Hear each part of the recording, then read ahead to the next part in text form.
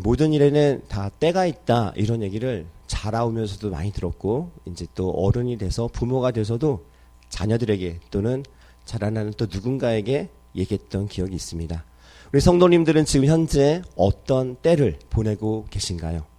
내가 생각하고 있는 그 때에 맞는 그 내용과 또 하나님께서 바라보시는 그 때와 그 내용이 혹시 일치하고 계신가요?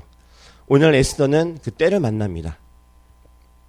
그때는 아마 일상에서 수많이 지나갔던 그 여러 시간과 같을 수도 있지만 오늘은 또 다른 의미로 찾아오고 있습니다. 우리 성도님들이 지금 이곳에 모여있는 것도 다른 이들이 보기에는 6월의 마지막 금요일 저녁 시간이겠지만 이곳에 모인 우리 성도님들은 이곳에 모여있는 의미가 다 남다르다는 것을 알고 계십니다. 바로 주님의 은혜로 이곳에 있다고 우리 믿고 있고 그 은혜로 이곳에 주님께서 불러주셨다는 믿음이 있기 때문에 그렇습니다. 그 은혜로 말미암아 지금까지 은혜로 인해서 오늘 이 시간 우리가 있을 수 있는 것입니다. 이렇게 고백할 수 있는 우리 성도님들의 믿음이 되시길 바랍니다. 근데 만약에 이 은혜를 기억하지 못하고 깨닫지 못하고 이 시간에 앉아있다면 그것만큼 불행한 것은 없는 것이죠. 하나님의 은혜로 내가 이 시간에 이곳에 있고 그 은혜로 인해서 기도할 수 있고 그 은혜로 뭔가 하나님이 또 주시는 음성을 또 들을 수 있는 기대감이 있다는 것을 알지 못하고 이 시간에 있다면 이 시간에 잘못 오신 거예요. 하나님의 은혜를 안다는 것이 얼마나 중요한지 이건 엄청난 차이가 있습니다. 우리 자녀들이 이제 군대 다 갔다 오고 또 이제 군대 가는 자녀들 보면 훈련소 기간 끝나고 첫 휴가 때 요즘도 그랬는지 모르겠습니다만은 집에 오면 어머니가 차려준 밥상이 이전의 밥상과는 다르죠. 똑같은 반찬과 똑같은 음식일 수도 있겠고 좀 특별한 반찬을 만들 수도 있겠지만 훈련소 기간 동안에 깨닫고 느꼈던 그것으로 인해서 다시금 휴가 때 맞이한 그 밥상은 바로 어머님의 사랑으로 차려진 밥이며 국이라는 것을 깨닫는 그런 이제 철이 들었다고 얘기를 하죠. 그 은혜가 이 자녀들에게 있는 것입니다. 근데 이것을 모른다면 그 밥상머리에서 반찬 투정하고 밥이 식었는데도 밥 먹으러 오지도 않고 또 차려놨는데 안 먹겠다고 하고 이런 일들을 하는 아이들을 보면 자녀들을 보면 이제 그 은혜와 그 사랑을 알지 못하기 때문에 그렇게 행동하는 것이라 볼 수 있겠습니다. 오늘도 에스더는 모르드게와 둘이서 유대인 전체에게 일어난 어떤 사건에 대해서 둘이 엄청나게 많이 고민하며 서로 신앙에 대해 믿음에 대해서 하나님의 때에 대해서 주고받는 대화를 나누고 있습니다.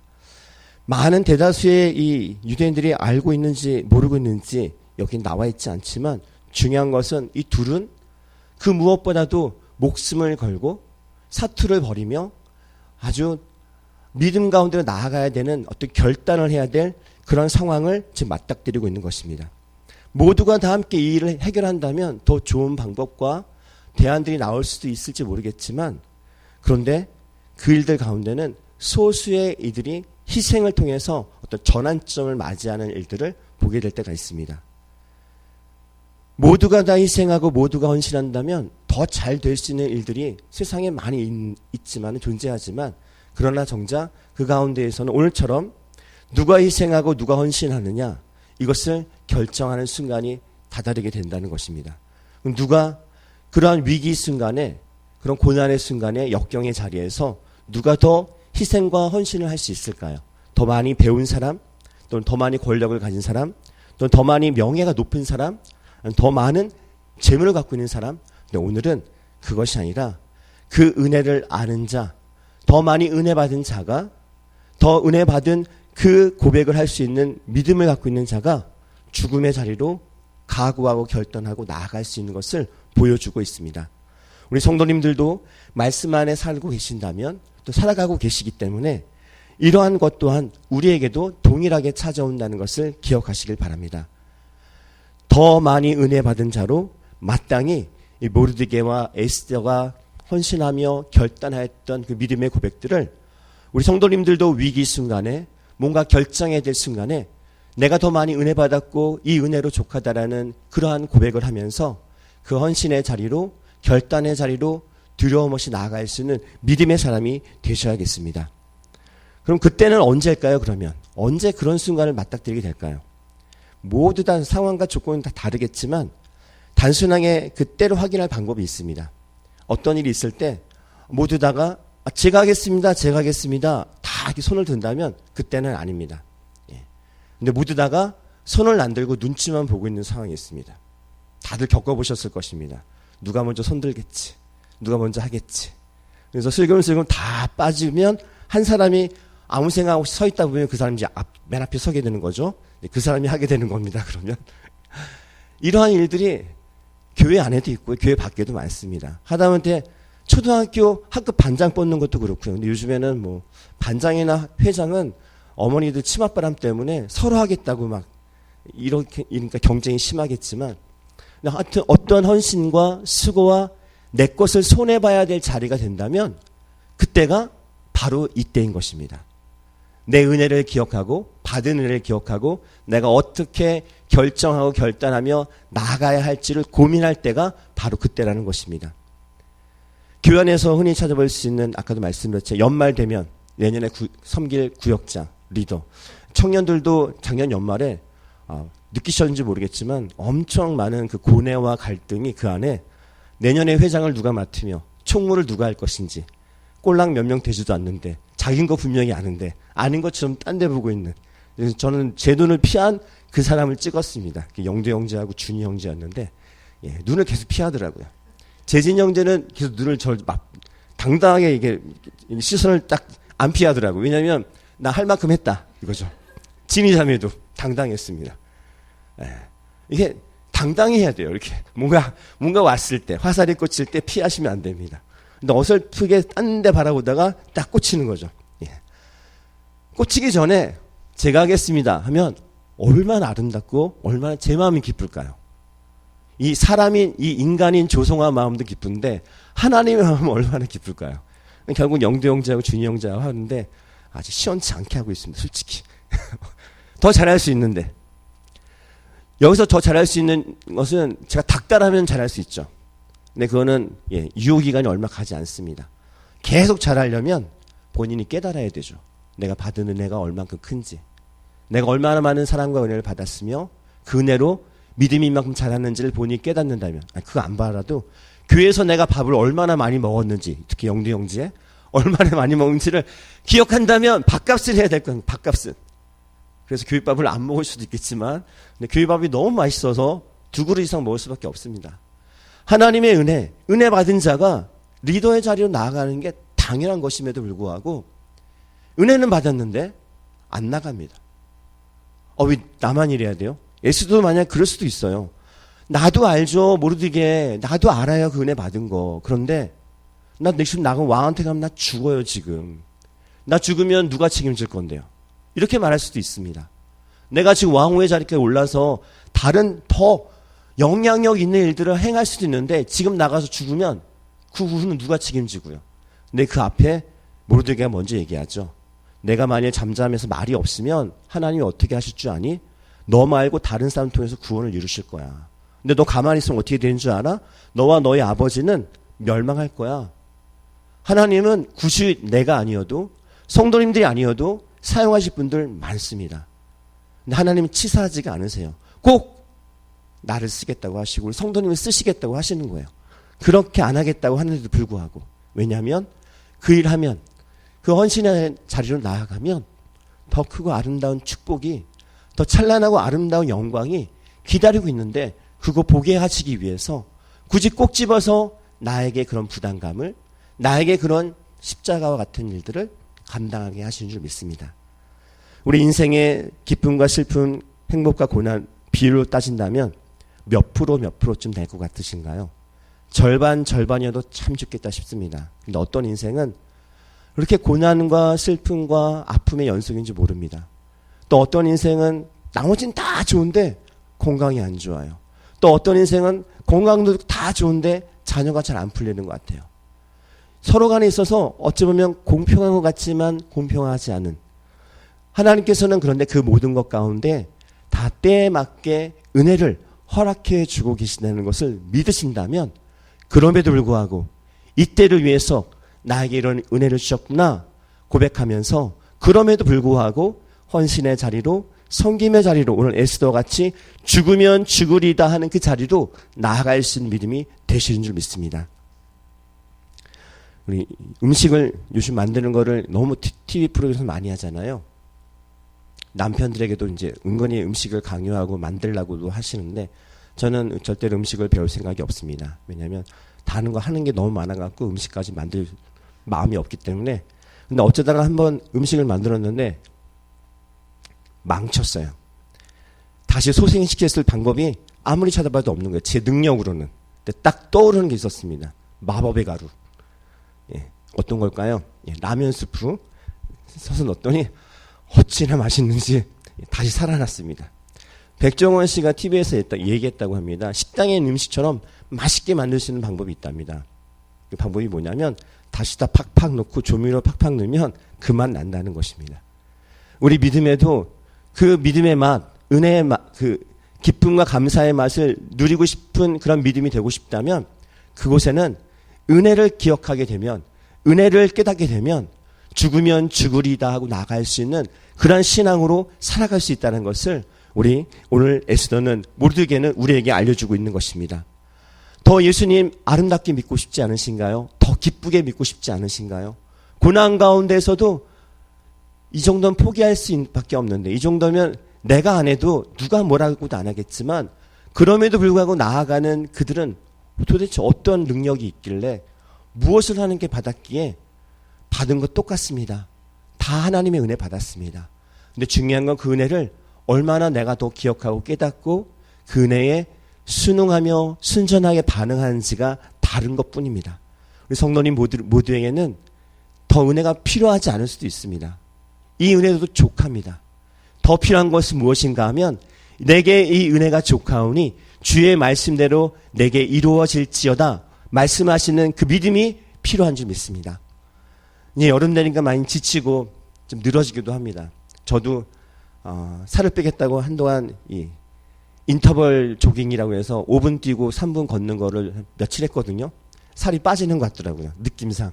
근데 저울은 똑같았는데 한 2달 쉬었습니다. 계속 안 할 것 같습니다. 뭔가 꾸준히 하는 게 쉽지가 않습니다. 우리의 몸에 뭔가 변화를 느끼고 뭔가 시도를 해보지만 안 되는 것이 계속 되풀이되고 되풀이되겠지만은 우리가 그럼에도 불구하고 계속 멈추지 아니하고 계속 하나님께 구하며 나아가야 될 것은 은혜를 잊어버리지 아니하고 그 은혜 받은 대로 하나님의 말씀으로 나아가는 그 믿음의 결단을 절대로 늦추거나 머뭇거리거나 머물러서는 안 된다는 것입니다. 멈춰서는 순간 그것은 뒤처지는 것입니다. 한 발짝이라도 나아갈 수 있도록 내게 은혜가 족합니다. 하나님, 내가 지금 무엇을 해야겠습니까? 오늘 수요일입니다. 제가 무엇을 해야겠습니까? 예배 드려야 된다. 오늘 금요일입니다. 제가 무엇을 해야겠습니까? 기도하러 가야 된다. 제가 육신이 연약합니다. 힘듭니다. 그러면 너가 구별된 장소에서 구별된 시간에 나에게 예배하고 기도해라. 하나님 그런 마음 주신다면 그 자리에서 기도하시고 예배하시면 됩니다. 우리의 상황이 어떠하든 내가 그 마음 중심 잃지 않고 하나님 더 바라보고자 하는 그 간절함이 있다면 하나님께서는 은혜의 자리에 은혜를 맛보시게 하는 그 하나님을 만나게 되실 줄 믿습니다. 더 바라기는 혼자는 쉽지 않다는 것을 기억하시기 바랍니다. 저도 목사이지만 제게는 이 참 즐거움이 있는 게 이때를 위한 것입니다. 제가 지금 양천교에 있었으면 저 금요기도에 기도 안 합니다. 수요기도에 예배 안 드립니다. 새벽기도 안 드립니다. 떳떳하고 당당합니다. 왜냐하면 가는데 80km, 90km인데 새벽에 가서 제가 예배를 드린다고 한다면 주변에서 기름값 아깝다고 얘기할 겁니다. 처음엔 갔습니다. 근데 한 달을 못 버티겠더라고요. 육신이 지쳐서. 수요일은 가려고 그랬습니다. 근데 수요일도 빼먹고 그나마 금요일이라도 지켜야지. 근데 금요일도 너무 힘든 겁니다. 왜냐면 금요일날 갔다가 돌아오는 시간에 가는데 1시간 반인데 돌아오는 데는 2시간 반 넘게 걸립니다. 금요일날 뭔 차들이 이렇게 세상에 다 밀려 나오는지 핑계거리는 많습니다. 예배 안 드릴 핑계, 기도 안 할 핑계 많습니다.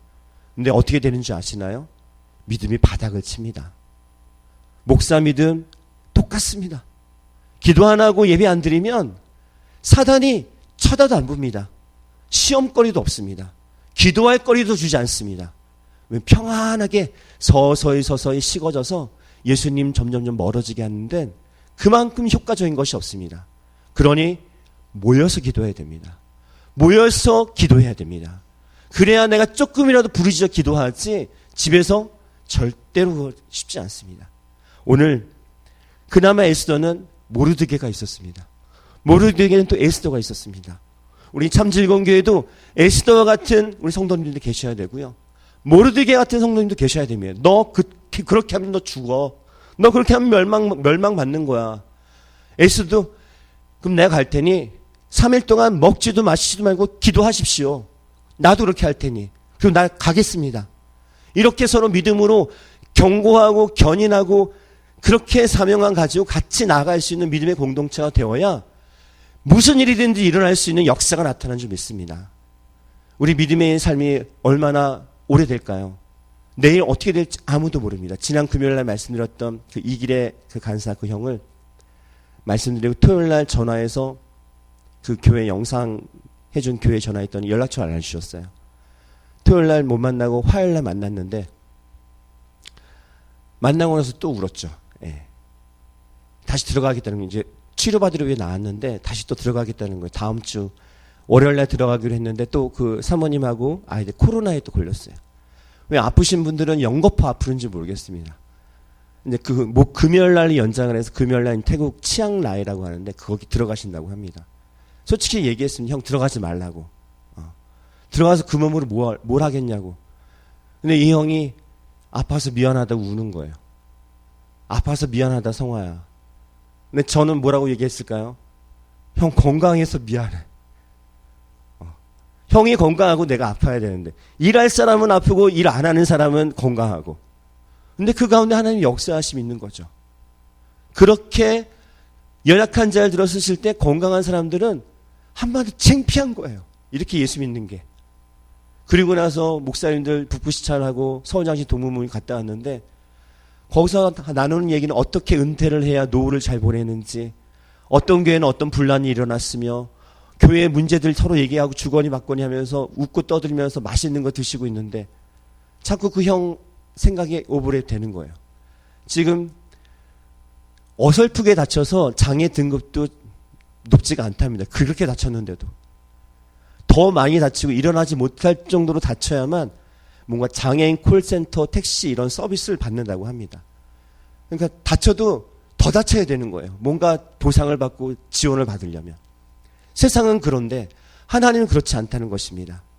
하나님의 은혜를 구하는 자는 그 어떠한 자이든 은혜 받은 그 자는 죽으면 죽으리라 하고 어디든지 갈 수 있는 하나님의 전능하신 능력을 보게 되는 그런 놀라운 기적이 우리 성도님들 앞에 있다는 것을 믿으시길 바랍니다. 그래서 부르십니다. 어디로요? 은혜의 자리로 부르시고 은혜를 깨달을 수 있는 자를 부르셔서 다시금 기도하게 하십니다. 하나님, 제가 이때에 제가 해야 될 것이 무엇이고 제가 어디로 가야 할까요? 하나님께서는 분명 그 기도하는 가운데 해야 할 일과 나아갈 길을 보여주실 줄 믿습니다. 오늘도 그 기도의 자리가 되시길 바랍니다. 그 기도의 자리를 통해서 에스더가 고백했던 신앙 고백같이 죽으면 죽으리다. 근데 그 자리는 슬픈 자리 아니고요. 괴롭고 고난의 자리 아니고요. 십자가의 영광의 자리인 줄 믿습니다. 예수님께서 그 길 가셨고 그 길 가셨기 때문에 우리 또한 그 길 갈 수 있습니다. 오늘 6월 마지막 날 우리 6.25가 74주년이라고 합니다. 많은 나라에서 우리나라를 지원해줬고 많은 이들이 이 땅에서 죽어갔습니다. 그렇게 원조받고 보조받았던 나라 중에 유일하게 대한민국이 또 다른 나라를 돕는 나라가 되었습니다. 어찌 보면 이 나라 전체가 이때를 위한 하나님의 은혜 받은 나라인 것입니다. 이것을 잊어버리고 있습니다. 우리 믿는 자들도 잊어버리고 있고요. 그리고 그 기억했던 윗세대들은 지금 이 세상에서 사라지고 있습니다. 그 수많은 은혜 받았던 그 은혜를 갚아야 되며 또 나눠야 될 책임이 우리 대한민국에겐 있다는 것을 우리도 기억하고 우리 후손들에게도 알려줘야겠습니다. 더욱더 예수님의 사랑으로 더 굶어가고 죽어가는 수많은 이들이 있습니다. 세상 가운데. 그들을 위해서 선교사로도 나가지만 또한 어떤 비즈니스로도 해외에서 봉사할 수도 있고요. 또 주변에 주위를 둘러봐도 소외받고 그리고 외로워하며 굶주리는 사람들이 멀지 않게 있습니다. 그들을 도울 수 있는 우리 교회가 되어야겠습니다. 그래서 그 형 만났을 때 그래 캄보디아라니까 태국이다 생각을 했다가 좀 더 생각해 보니까 그게 아닌 거예요. 나 혼자 돕는 거는 한계가 있고요. 아, 교회로 가서 교회에서 그런 선교사를 도와야겠구나라는 마음이 다시 갖게 되었습니다. 하나님은 어떤 한 사람을 통해서 일하시기보다 교회 전체의 마음으로 함께 기도하며 그 한 마음을 모아서 하나님의 일을 하는 자들에게 공급해 주는 그 하나님의 방법을 사용하시는 거구나라는 것을 깨달았습니다. 우리 교회도 좀 돕고 있는 교회 있습니다. 또 도와야 될 많은 이들이 있을 것입니다.